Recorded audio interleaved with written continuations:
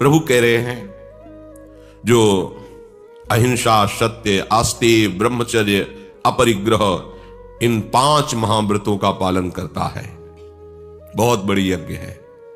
मन वचन कर्म से किसी भी जीव की हिंसा ना होने पावे। सत्य श्री भगवान हैं, उन्हीं का नाम रूप लीला गुण ही हमारे हर इंद्रिय का विषय होना चाहिए। जो ज्ञान इंद्रियां हैं वो केवल हमारे प्रभु से जुड़ी होनी चाहिए, यही सत्य है। व्यवहार काल में इन्हीं सत्य प्रभु को लेकर ही हम जो व्यवहार करेंगे वो सब भगवत सेवा हो जाएगी, भगवत स्वरूप हो जाएगा। किसी की चोरी ना करें, बड़ा विस्तार है इसका चोरी का। किसी की बात को लेकर अपनी छाप लगाकर सम्मान प्राप्त करना यह भी चोरी है। बहुत तरह से किसी भी तरह हमारे अहम का पोषण नहीं होना चाहिए। इसी अहम के गलित होने पर भगवत राज्य में प्रवेश होता है। और असावधान उपासक प्रायः हर नाटक वही करता है जिससे अहंकार पुष्ट हो। हमें शरीर निर्वाह की भी चिंता नहीं करनी, वो विश्वंभर भगवान देखते हैं। पोषण भरन चिंत कराहि, श्री हरिवंश विभो बिलसाहि, श्री वृंदावन की माधुरी। हमें अपनी स्वयं व्यवस्था नहीं करनी। यदि निवृत्ति मार्ग के उपासक हैं तो हमें अपनी स्वयं व्यवस्था नहीं करनी। हमारी शरीर, मन, स्वभाव अब सब कुछ प्रभु के चरणों में समर्पित हो, जैसे चाहे वैसे रखें। पोषण भरन चिंत कराए, श्री हरिवंश विभो बिलसाए, श्री वृंदावन की माधुरी। यदि अपने भी शरीर पोषण के लिए किसी से मांग की तो हमारे यहां निषेध किया गया है। केति का आयु केति के जीवन, काहे विनाशत काज हटकत। कितना तुम्हारा जीवन है, काहे को तुम दूसरे के आगे देखे में जोरे हाथ लटक कर, हाथ जोड़कर हाथ फैलाना।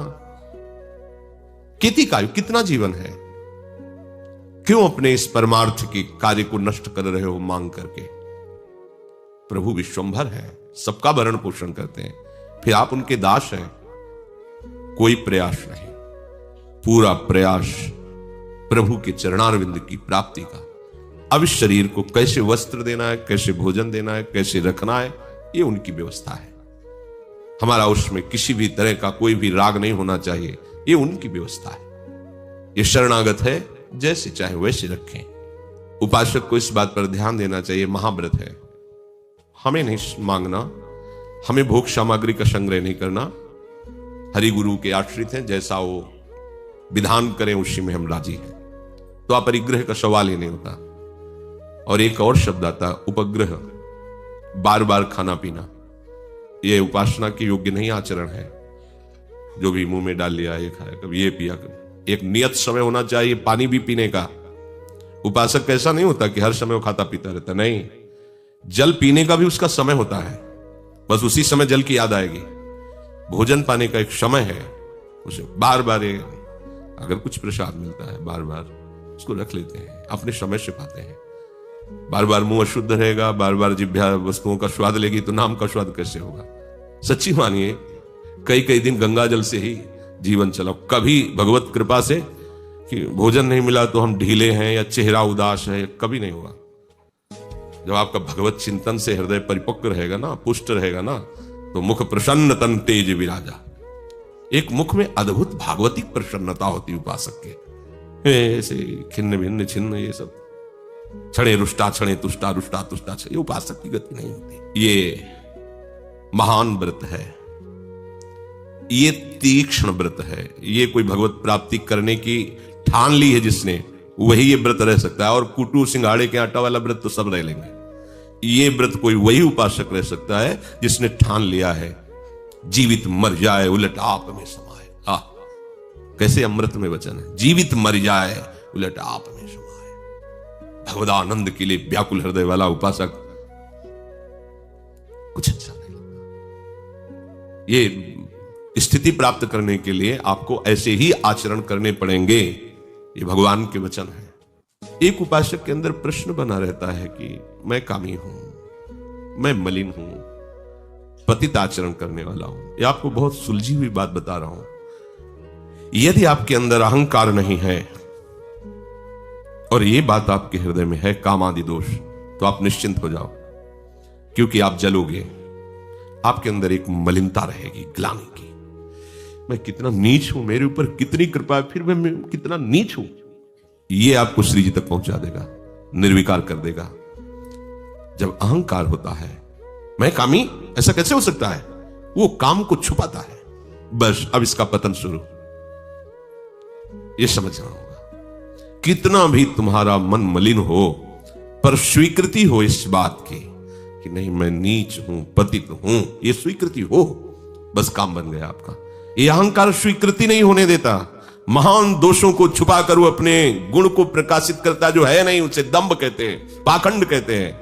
भगवत प्राप्ति क्या, भक्ति नहीं प्राप्त हो पाएगी, साधारण भक्ति नहीं आएगी, शुद्ध भक्ति या प्रेम लक्षण आए तो बहुत आगे की बात है।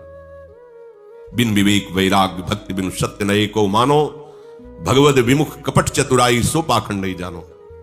कौन मानता है आचार्य वाणियों को? मन मानी आचरण, बस जैसे सम्मान हो, जैसे पैर पूजे, जैसे लोग हमें मनचाही वस्तुएं दें और हमारा नाम हो जाए, बड़ा ये विष भरा है हृदय में, और इसी का पोषण करने के लिए पूरा जीवन नष्ट कर देता है। हरि गुरु आज्ञा को रौंदता हुआ मनमानी आचरण करता है उपासक, इसलिए सावधान। अगर मन वासनाओं से मलिन है तो चिंता की अब जरूरत नहीं है। ध्यान रखना हमारी बात, जो शास्त्र आज्ञा, गुरुदेव की आज्ञा हुई है, उसका पालन करने में जो आपको ताप सहना पड़ता है, अंदर के विकारों को सहना, बाहर की परिस्थितियों को सहना। अब सांसारिक कोई भी व्यक्ति ये पसंद नहीं करेगा कि 2 बजे रात के जग करके और अपनी दिनचर्या करे और 4:15 बजे सत्संग सुने। कोई क्यों पसंद करेगा? वो तो 7-8 बजे तक सोना पसंद करेगा। तो आखिरकार पंचभौतिक शरीर अपना भी है, जब हम इसके विपरीत चलेंगे तो ताप तो होगा ही। निद्रा से लड़ना पड़ेगा, प्रमाद आलस्य स्थिति से लड़ना पड़ेगा। देखो, समय से आपको जगना होगा, तभी आप सत्संग में आ पाएंगे। सत्संग में आपको सोना नहीं है, आपकी फिर आगे की दिनचर्या है। बड़े कहीं ना कहीं कष्ट का तो अनुभव होता होगा।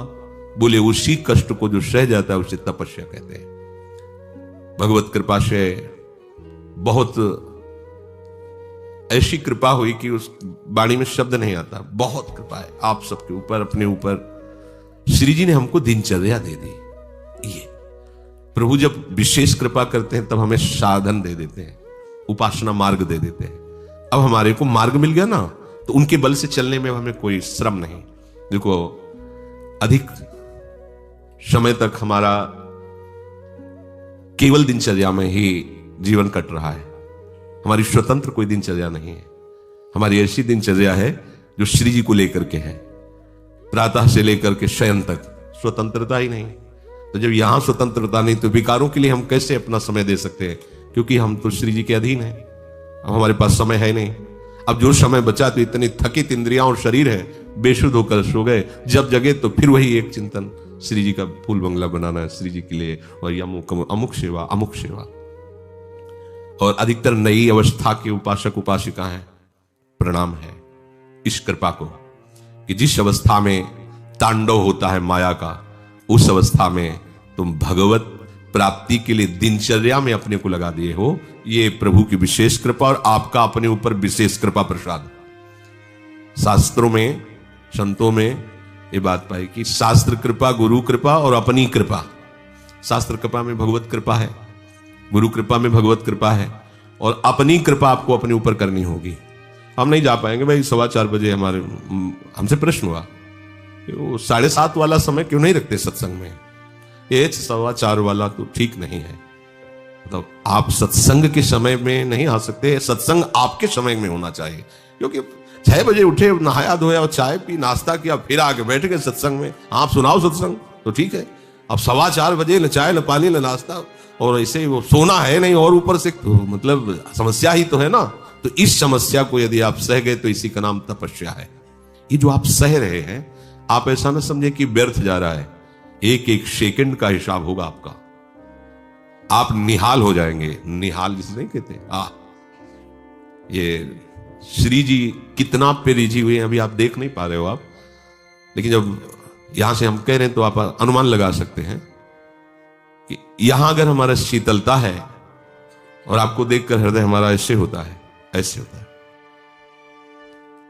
ये ऐसा ही है जैसे इत्र लगा के खुशबू लेके मस्त होना, समझ रहे हो?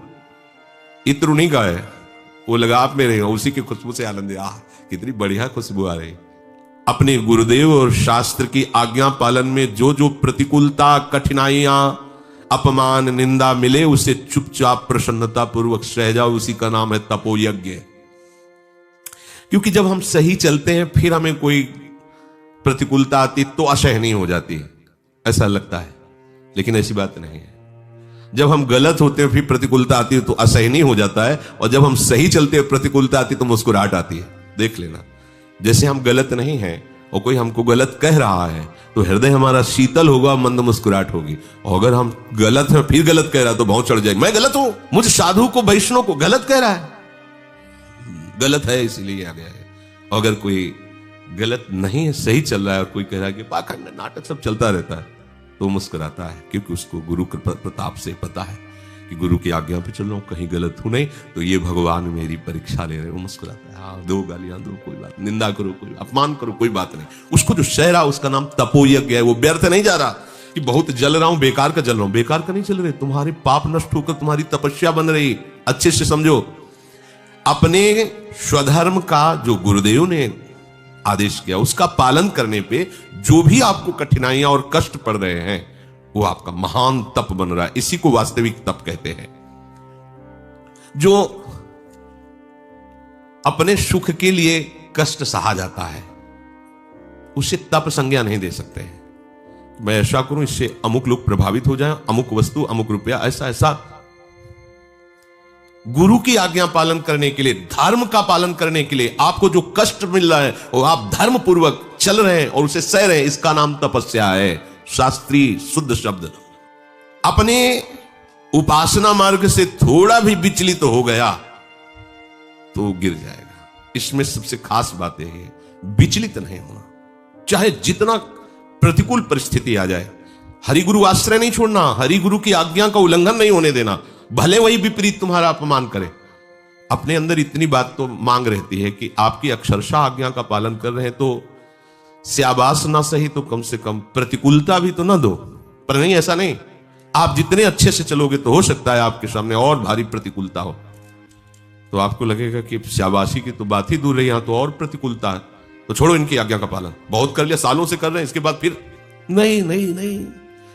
यह आपकी भूमिका बदलने की स्थिति आ रही। चुप शांत, बिल्कुल मौन। अपनी आज्ञा जो गुरुदेव ने दी है अपने लिए, उसको हमें, भले गुरुदेव ही प्रतिकूल व्यवहार कर रहे हैं पर मुझे वैसे ही चलना जैसा उन्होंने आज्ञा दी, वो आगे हृदय से लगा लेंगे। देख लेंगे हमारा अभी तक की पढ़ाई, प्रश्न कौन करता है?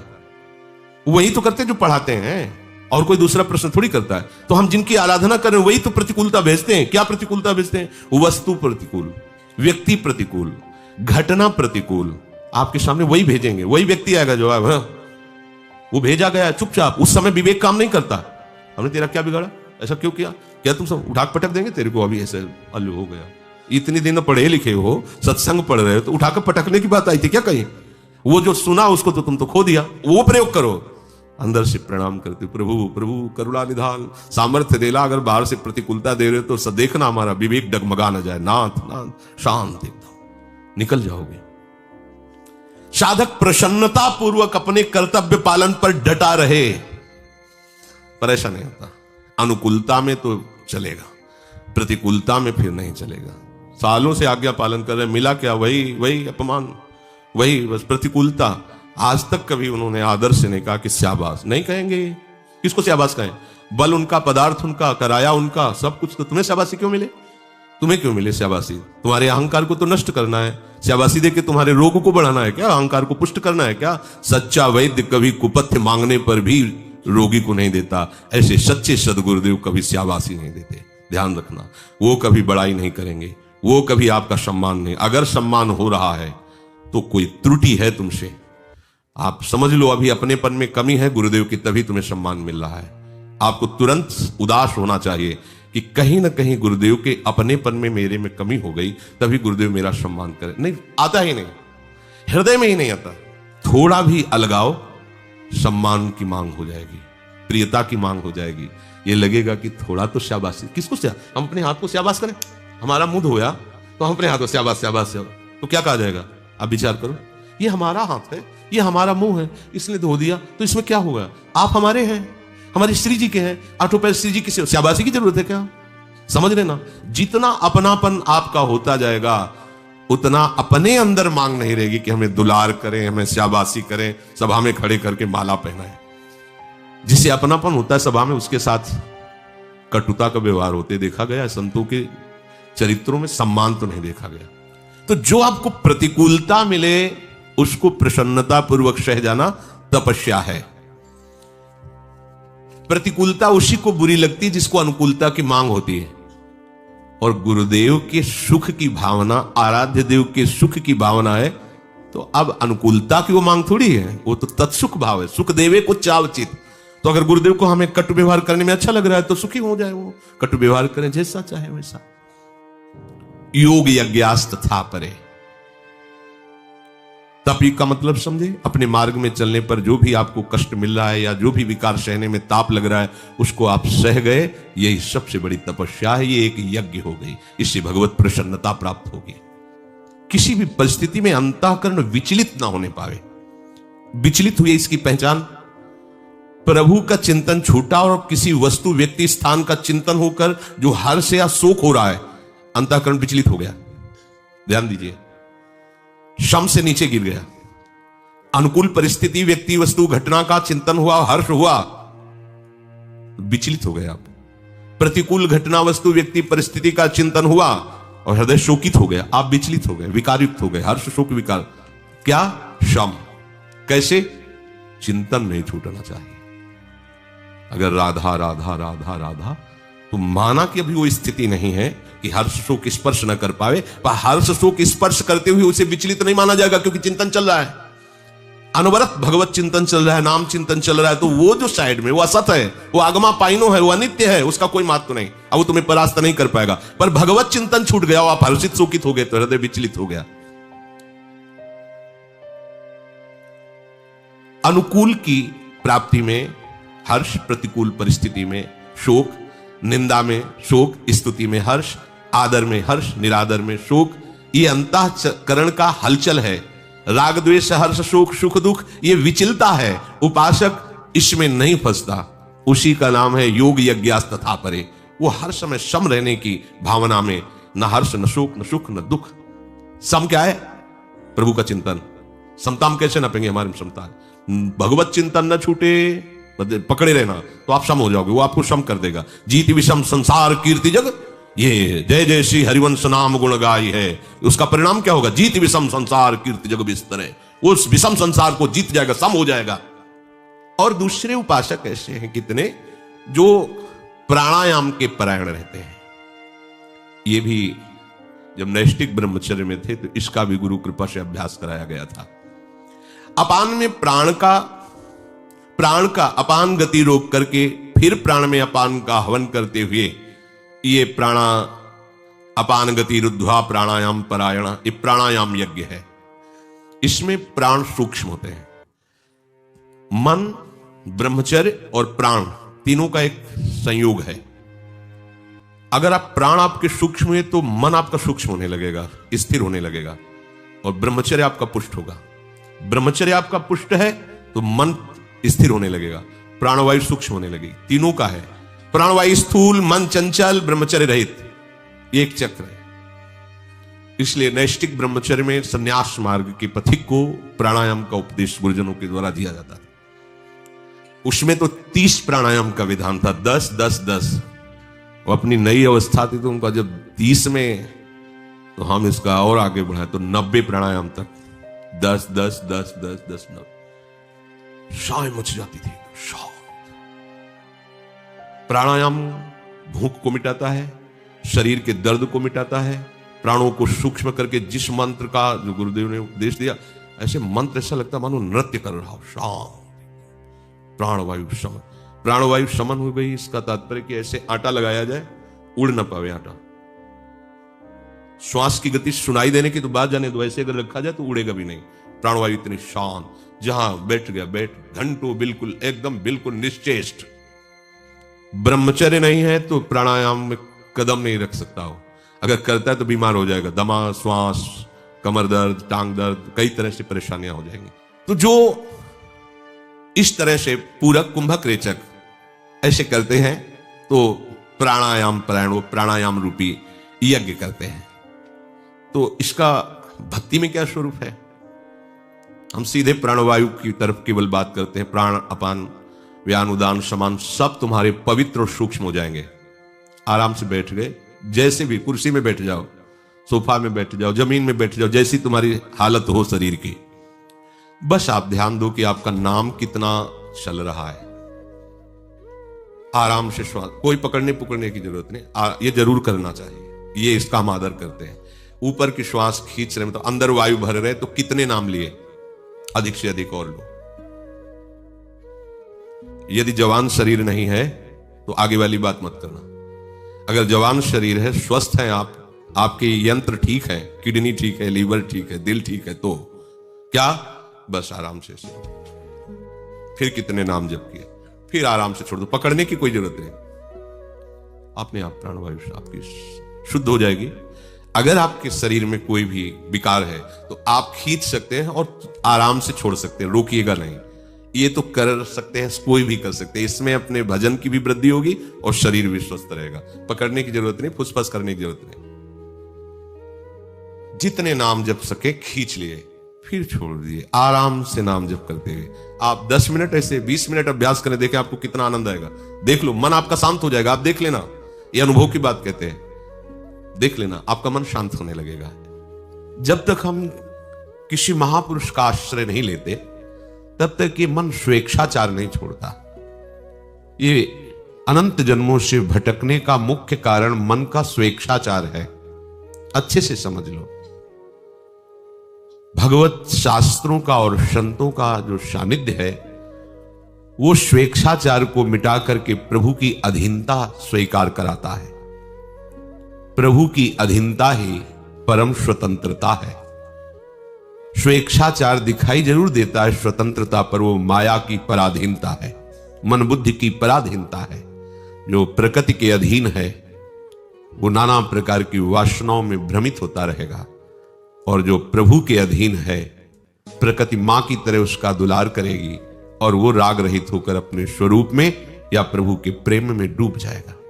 जो अपने सद्गुरुदेव स्वामी का आश्रय स्वीकार करता है, अपने सद्गुरुदेव स्वामी को अपना आराध्य देव मानता है और उनकी आज्ञा पालन करते हुए वो अनुभव करता है कि हमारा गुरुदेव का संग अभंग है, हमारा गुरुदेव का संग नित्य संग है, निरंतर संग है। ये वही उपासक अनुभव कर सकता है जो अध्यात्म नित्या है, विनिवृत्त कामा है। ये कामनाओं का पोषण करने वाले, अहंकार का पोषण करने वाले, मन बुद्धि के अनुसार चलने वाले शिष्य नहीं होते। ये स्वेच्छाचारी मायाकृत आकर्षण में फंसकर अपने जीवन को नष्ट करते हैं और मानते हैं कि हम बड़ी साधना करते हैं। प्रभु कहते हैं जितनी पवित्रता ज्ञान में है उतनी किसी तीर्थ में नहीं और किसी साधना में नहीं। क्यों? ऐसा क्या ज्ञान में है? अगर देहाभिमान रख करके आप गंगा गोदावरी सब तीर्थ की, मैंने ये इतने साल गंगा नहाया, इतने तीर्थ किए, इतना भ्रमण किया, ये व्रत किया, ये तप किया, ये अनुष्ठान किया, शरीर को लेकर के, देहाभिमान को, तो अभी मलिनता ही मलिनता भरी हुई, कोई पवित्रता नहीं आई। देह भाव मलिनता का लक्षण है। देह भाव में जितने साधन होते हैं वो सब कुछ पापों को नष्ट करते हैं, पर अंदर विराजमान मलिनता, अविद्या, माया, इसका नाश नहीं होता। क्योंकि उपासक जब तक संसार को सत्य और सुखमय मानता है तब तक उसका हृदय मलिन है। क्योंकि भगवान कह रहे हैं दुखालयम अशाश्वतम, ये नाशवान है और ये दुखालय है। और उपासक क्या देख रहा है? सत्य है ये सब, भोग सामग्री, ये मैं तू सब। और कैसा है? बोले सुखमय है। ये मलिनता का लक्षण है। देह संबंधी भोग, देश संबंधी रिश्ते नाते, ये सत्य भास रहे हैं, सुखद भास रहे हैं, ये लक्षण है अंतःकरण आपका मलिन है। जब गुरु कृपा से ज्ञान होता है तो शरीर में अपनापन नहीं रह जाता।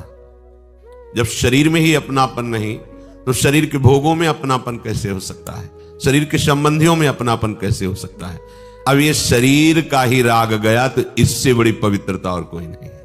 संसार में यज्ञ, दान, तपस्या, पूजा, व्रत, उपवास, जप अनुष्ठान, ध्यान, प्राणायाम, ये जितने साधन हैं और गंगा, यमुना, गोदावरी जितने भी महान तीर्थ हैं सभी पाप को नष्ट करने वाले हैं, पक्का। परंतु भगवान ने यहां कहा नहीं ज्ञानेन सदृशम। पाप होता किससे है? देहाभिमान से। मैं पुरुष हूं, मैं स्त्री हूं। जब ऐसा मैं शरीर भाव में तन्मय होता है तो उसी मैं और शरीर की तन्मयता में कामनाएं प्रकट होती हैं और कामना ही पाप का मूल है।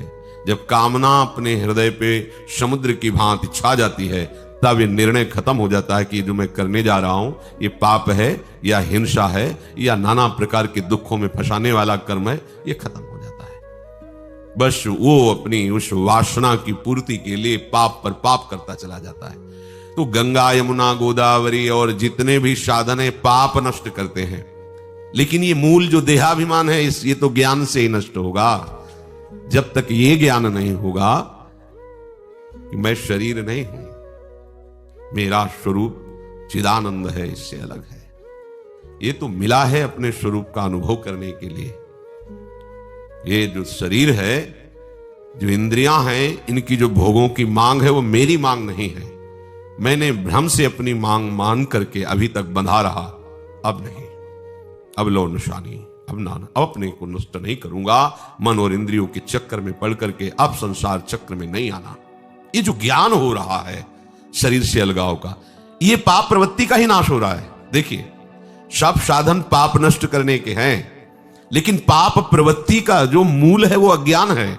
मैं पुरुष हूं, मैं भोगता हूं, मैं करता हूं। और जब गुरु कृपा से ज्ञान जागृत होता है तो पाप प्रवृत्ति का ही, मूल का ही नाश हो गया। इसलिए इससे बढ़कर के कोई पवित्र नहीं है। हजारों बार पाप नाशक मंगलमयी चेष्टाएं की, पर पाप की प्रवृत्ति बनी रही तो नए नए पाप फिर हुए। बात तो बनी नहीं। पवित्रता तो तब मानी जाए जो आगे अपवित्रता होने की कोई भी गुंजाइश न रह जाए, वो है ज्ञान में। जब ये ज्ञान हो जाता है कि मैं एक भोक्ता नहीं हूं, मैं करता नहीं हूं, ये त्रिगुणात्मिका माया के द्वारा संचलित ये पांच भौतिक शरीर और इंद्रियां ये प्रकृति के गुणों में ही प्रकृति बरत रही है, तभी आप शासन कर सकते हैं मन इंद्रियों पर। इसलिए जो मन इंद्रियों पर शासन करता है वो निष्पाप हो जाता है। अज्ञान से शासन नहीं हो सकता। ये मुझे नहीं खाना, मुझे नहीं पीना, कहते रहो, वही करोगे जो मन बुद्धि कराएगा। ये जब गुरु सेवा से, भगवद आराधना से ज्ञान प्राप्त होता है, शांत, अपने आप ही विकारों से वृत्ति हटने लगती है। ये अटकल लगाने से बात नहीं बनेगी, उपासना में रत होना पड़ेगा। जो निरंतर अपने आत्मस्वरूप प्रभु के चिंतन में तन्मय हो गया है, ये बिना विवेक के नहीं होगा। अविवेकी शरीर को लेकर के, शरीर सुविधाओं को लेकर ही विचरता है, व्यर्थ है। विवेकवान हर समय सत्य चिंतन और अपने आराध्य देव को लेकर ही विचरता है। विचरना का तात्पर्य अंतःकरण से है। मन, बुद्धि, चित्त, हम सब आराध्य देव में। जब तक आप इसे सत्य मानेंगे तो आप कैसे हट पाएंगे? शरीर संबंधों को सत्य मानेंगे, शरीर के भोगों को सत्य मानेंगे, शरीर को सत्य मानेंगे, संसार को सत्य मानेंगे, तो ये मन बुद्धि इसी का चिंतन करेगा। और इसी का चिंतन करने से हमारी दुर्गति हुई है। अब अनन्य चेता सततम यो माम स्मृति नित्यशः तस्याहम सुलभा पार्थ नित्य तक्ष योगिना। अब अनन्य चिंतन प्रभु का होना चाहिए। तो जब तक इसकी सत्यत्व और सुख बुद्धि, महत्व बुद्धि रहेगी, तब तक अनन्य चिंतन प्रभु का हो ही नहीं सकता। इसलिए यह ज्ञान होना तो अत्यंत आवश्यक है। उमा कहूं मैं अनुभव अपना, सत हरि भजन जगत सब सपना। सब ये स्वप्निक है, न पहले था न बाद में रहेगा, बीच में भास रहा है। जैसे स्वप्न न पहले था न बाद में रहेगा, केवल बीच में भासता है। जगे तो नहीं, और जब सोने की स्थिति में थे तो नहीं था, वो बीच में केवल भास रहा है। ऐसे ही स्वाप्निक जगत है। जब किसी को यह ज्ञान प्राप्त हो जाता है देखो, भक्ति में, प्रेम में उसी को थोड़ा सरस करके वर्णन किया जाता है कि देह शुद्धि विस्मरण के बाद प्रेम का प्रादुर्भाव होता है। पांचों भूले देह शुद्धि, तो उसके अंदर जो प्रेम प्रकट होता है वो संपूर्ण रागों को भस्म कर देता है। कुटुंब देहते जाए छूट सब ही विधि नातो, न देह से, न कुटुंब से, न भोगों से। ये स्थिति आए बिना विश्राम नहीं। अगर आप कहीं भी मनोरंजन करने लगे तो बहुत सी वाटिकाएं हैं जिसमें जीवन व्यतीत हो जाएंगे, आप हट नहीं पाएंगे। ये बहुत विचित्र माया का आकर्षण है। रोज भोगो, रोज खाओ पियो, रोज देखो, फिर भी तृष्णा चैन नहीं लेने देती। ये ऐसी मायाकृत आकर्षण वृत्तियां हैं। अगर उपासक हट करके नहीं हटेगा तो पूरे जीवन भर लगा रहे, कुछ अनुभव नहीं होना। ये मायाकृत मनोरंजन कभी समाप्त होने वाला नहीं। इसी में फंस करके हम अनंत जन्म व्यतीत कर दे। अब मनोरंजन नहीं, अब मन का भंजन करके हाँ प्रभु के चरणारविंद का चिंतन करना है। जो आपको ज्ञान प्राप्त हुआ है उस पे तत्पर हो गए। तत्पर होने का असत भोगों से अपनी इंद्रियों को संयम में कर लिया। यही है, आपको कुछ मिल रहा है परमार्थ का, अध्यात्म का, उसकी पहचान है। जो मिल रहा है तत्परा, उसमें आप तत्परायण, उसके परायण हो गए तो परिणाम क्या होगा? संयतेन्द्रिया, इंद्रियों का संयमन प्रारंभ हो गया। यानी जो चाह देख लिया, जो चाह सुन लिया, जो चाह खा लिया, जो चाह भोग लिया, ऐसा नहीं होता। जिसको अभी ये तत्वबोध नहीं हुआ, अब ये शास्त्रीय ज्ञान प्राप्त हुआ, ऐसे चलना चाहिए, ऐसे नहीं चलना चाहिए, ये श्रद्धावान को, तो वो संयतेन्द्रिया, श्रद्धावान ही ज्ञान को प्राप्त होता है। और शास्त्र ज्ञानी ही, ये निषेध है, ये विधि है, तो अपनी इंद्रियों को विधि पे चलाता है और निषेध से संयमन कर लेता है। इंद्रियां पूर्णतया उसके वश में होने लगती। संयतेन्द्रिया, अपने साधन में इतनी तत्परता आ जाती है, इतनी तन्मयता आ जाती है कि इंद्रियों को फुर्सत ही नहीं है। और में जो भगवत गुरु कृपा पात्र साधक हैं, उपासक हैं, उनकी दिनचर्या है, उनको दिनचर्या से फुर्सत नहीं, तो कब संकल्प विकल्प भोग और संसार के राग द्वेष का करे? समय ही नहीं।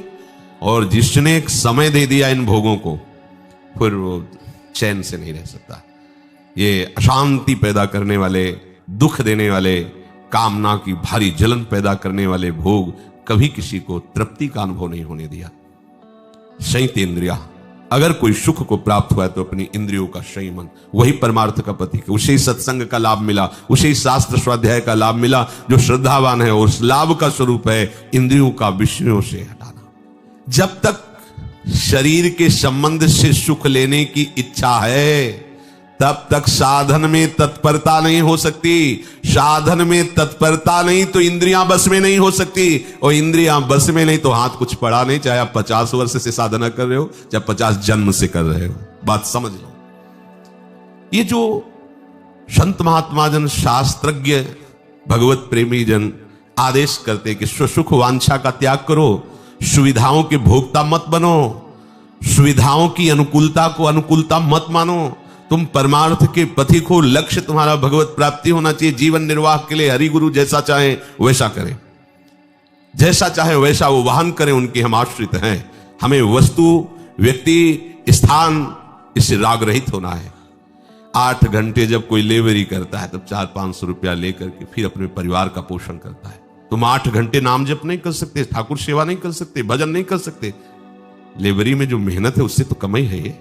वो 8 घंटे गाली सहता ठेकेदार की, धूप वर्षा गर्मी जो भी हो सब सहकर कई खंड में ऊपर सब ले जाता है, कष्ट सहता है, तब 400-500 रुपए मिलते हैं। तुम ऐसे ही समोसा चटनी, ऐसे ही तुम भोग राग, ऐसे ही तुम वस्त्र आदि सुविधाएं, दुर्गति प्राप्त करने के लिए थोड़ी बाबा जी बना जाता है, सदगति प्राप्त करने के लिए। सदगति कैसे होती है? इस शरीर की अनुकूलता का त्याग करने पर।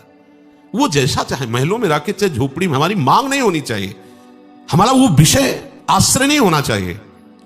देखने को मिलता है जहां प्रभु थोड़ी प्रतिकूलता दिए तो खत्म, भजन खत्म, गुरु संबंध खत्म, मनमानी आचरण प्रारंभ, क्योंकि वो था ही नहीं कभी आध्यात्मिक मार्ग का पथिक, वो केवल अपने मन के मार्ग का पथिक था। ऐसों को ऐसे न वैसे रहे मजरेडो, मजरेडो कहते हैं, न इधर के न इधर के, बीच ही बीच जो जन्म गंवायो, जो धर्मिन सुप्रीति नहीं तो कहा भयो जो धर्मी कहायो। क्या हुआ? तुम भेष धारण कर लिए या परमार्थ के प्रतीक का बाना धारण कर लिए, उसे क्या होने वाला है? बड़ी हंसी लगती है। शूरवीर का बाना पहनकर कायरता दिखाना बहुत ही हंसी का विषय होता है। सुख ले, फिर सुन लीजिए, संसार में सुख लेने की इच्छा कभी साधन में तत्परता नहीं आने देती, और जो अपने गुरु प्रदत्त साधना में तत्पर नहीं है वो कभी संयतेंद्रिया नहीं हो सकता, और बिना संयतेंद्रिय हुए किसी को तत्व ज्ञान या भगवत प्रेम नहीं होता। जगते भयो फिरे बैरागी, श्री वृंदावन रस में अनुरागी। खान पान सुख चाहत अपने, तिनको प्रेम छुअत नहीं सपने। ये ऐसे थोड़ी महापुरुषों ने लिख दिया। वही देता है, वही हर व्यवस्था देता है, फिर देखता है कि तुम किस व्यवस्था में कितने राजी हो।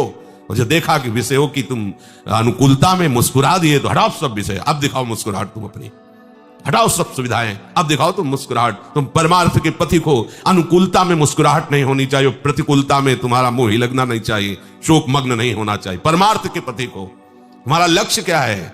बस यही कसौटी में जब कस गया तो फिर सोना आभूषण बनने के योग्य हो गया।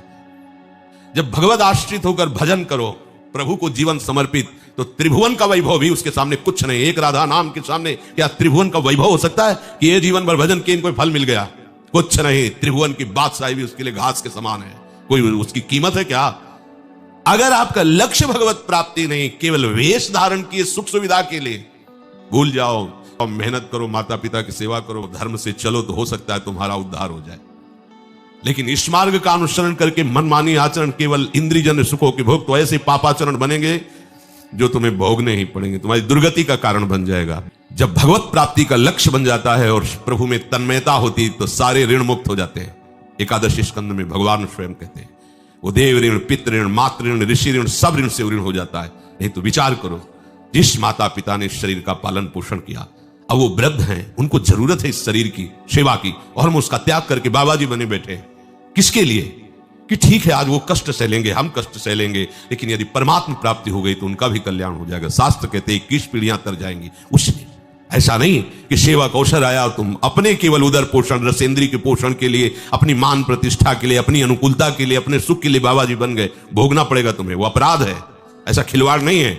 वैराग्य युक्त होकर भगवान से अनुराग प्राप्त करने के लिए चलो, स्वयं भगवान तुम्हारे परिवार को संभालेंगे और लोक परलोक का सबका कल्याण होगा। और यदि केवल सुख भोग की लालसा से काम चोर बनकर के इस मार्ग में यदि कदम रखा तो समझ लीजिएगा फिर तुम ऐसे न वैसे रहे मजरेडो पाछ लियो जो करी निर्भाषित।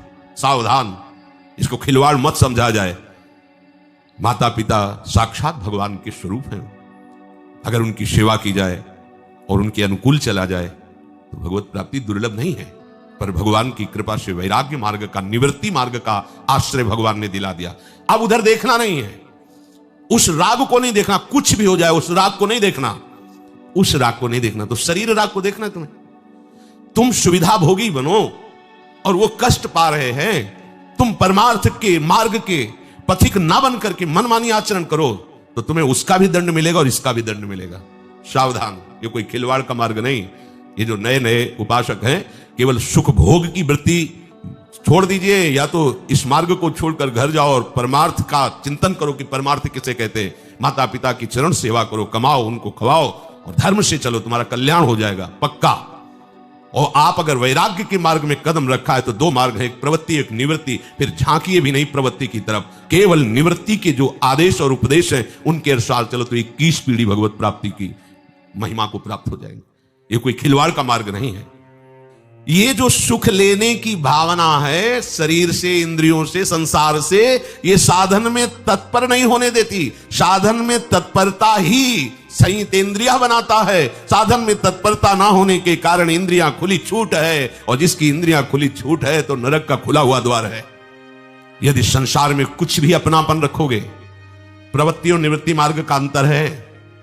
जब प्रवृत्ति मार्ग का उपदेश है तो निवृत्ति मार्ग को सावधान होकर समझना चाहिए, ये हमारे मार्ग की बात नहीं। और जब निवृत्ति मार्ग का उपदेश है तो प्रवृत्ति मार्ग को इतना तो ज्ञान होना ही चाहिए कि निवृत्ति मार्ग के उपदेश उन साधकों के लिए जिन्होंने वैराग्य धारण कर आजीवन भगवान की आराधना का नियम लिया है। और जो गृहस्थी में आजीवन गृहस्थी प्रवृत्ति धर्म का पालन करते हुए भगवत भजन करना है। सत्संग से इतना तो ज्ञान हो ही जाना चाहिए कि उपदेश निवृत्ति मार्ग परख है या प्रवृत्ति मार्ग परख, जो हमारे लिए उसे हम धारण करें। अगर निवृत्ति मार्ग वाला कि माता पिता की बड़ी महिमा, चलो अब तुम गए अपने मार्ग से, और वो अगर निवृत्ति मार्ग की बात, किसी से कुछ मतलब, तुम गए अपने मार्ग से, तुम्हें भगवत बुद्धि रखते हुए परिवार का भगवत सेवा भाव से पोषण करना है। तुम्हें असंग रहकर अपनी इंद्रियों पर शासन करके निरंतर अपने स्वरूप में, अपने आराध्य देव में तन्मय होना है। जो आज्ञा का पालन नहीं करते वो विवेकहीन होते हैं। जो विवेकहीन है और श्रद्धा रहित है, इसे श्रद्धा रहित कहा जाता है। ऐसे चलिए आप, तो उसके विपरीत भी उपदेश देने वाले हैं। हमें तो बड़ा आश्चर्य होता है कि विपरीत उपदेश देने वालों में श्रद्धा से चलने वालों से कई गुना बढ़कर अनुयायी है, क्योंकि श्रद्धा का मार्ग ऐसे है और विपरीत का मार्ग ऐसे है। तो उनको लगता है कि जब इसमें आनंद है और इसी के लिए हमारा मन लालायित है तो इधर चले। ऐसे चलने में बड़ी कठिनता है, चढ़ाई का मार्ग है ये। भजन नशेनी प्रेम की, भजन के द्वारा इस ऊंचाई पर चढ़ा जाता है। श्रद्धा सत मार्ग में, सत शास्त्रों में बहुत कठिनता से होती है, और हो जाए तो इसे बहुत संभाल के रखना। एक कपूर की तरह उड़ भी जाती है। अगर इसे संभाल के नहीं रखा, गुप्त नहीं रखा और इसके अनुसार नहीं चले तो उड़ने में देर नहीं लगेगी, फिर संशय हो जाएगा। और भगवान उसका कहते विनश्यति, उसका नाश हो जाता है। जो अज्ञा है, असद्दधाना है, संशयात्मा है, तो भगवान कहते उसका नाश हो जाता है, विनश्यति, उसका नाश होता है। और ऐसी दुर्गति होती, नायम लोकोस तो न परो सुखम संशयात्मना, उसको ना यहां सुख कभी मिलेगा ना वहां सुख मिलेगा। पर ये अहंकार देवता ऐसे हैं कि देख लेंगे सब, अरे इतना सुंदर अवसर मिला है, इस अमृत समय को मृत भोगों की तरफ मत नष्ट करो। पर समझ में नहीं आता, जिस पुरुष का विवेक जागृत नहीं हुआ है उसके उद्धार का मार्ग है क्या? संतों को संग करेगा तो सत्संग से विवेक जागृत हो जाएगा, उसका काम बन जाएगा। लेकिन जैसे कोई सोया हुआ है तो जगाने के चांस हैं, लेकिन जगा हुआ सोने का नाटक कर रहा हो, अब उसको जगाने में बहुत श्रम पड़ेगा। अब जगाओगे तो नाटक कर रहा, कैसे जगेगा? इन जो शास्त्रों का ज्ञान रखते हैं, भगवत मार्ग को भी जानते हैं बुद्धि के द्वारा, और भोगों में रति करते हैं, आज्ञा उल्लंघन करते हैं, ऐसे लोगों का उद्धार होना बहुत कठिन है। लेकिन जो अज्ञानी है उसके उद्धार होने का चांस है। अगर उसको कहीं सत्संग मिल गया, बात समझ में आ गई, तो भगवत प्राप्ति के मार्ग में चल देगा। लेकिन जो जानता है, उपदेश करता है, शास्त्रों को पढ़े हैं, फिर भी वो जान करके नहीं जानता है, नहीं मानता है, अब उसके उद्धार में बड़ी समस्या है, क्योंकि वो जानकर के भी उसका पालन नहीं कर रहा है।